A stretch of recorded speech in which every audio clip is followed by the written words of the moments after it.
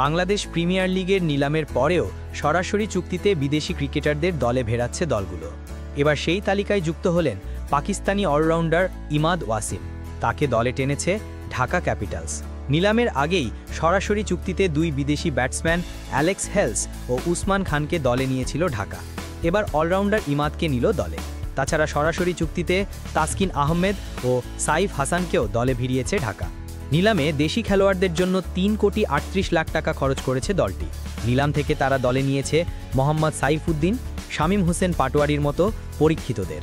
দলে আছেন নাসির হোসেন, মোহাম্মদ মিথুনরা, সাথে আছেন সাবিব্বর রহমানের মতো তারকা।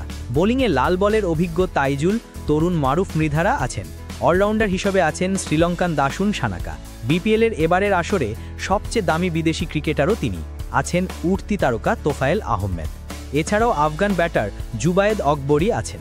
সরাসরি চুক্তিতে ঢাকা দলে নিয়েছে English batter Alex Hales, Pakistani তারকা উসমান খানকে।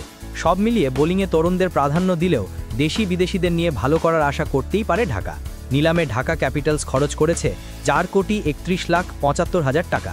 বিপিএল 2024 আসরের জন্য ঢাকা ক্যাপিটালসের squad: Taskin Ahmed, Saif Hasan, Alex Hales, Usman Khan, Shamim Hossain Patwari, Mohammad Saifuddin, Mohammad Mithun, Taijul Islam, Sabbir Rahman, Nasir Hossain, Tofael Ahmed, Irfan Sukkur, Abdullah Al Mamun, Maruf Mridha, Zayedullah, Moinul Islam, Dasun Shanaka, Zubayerullah Akbari, Imad Wasim.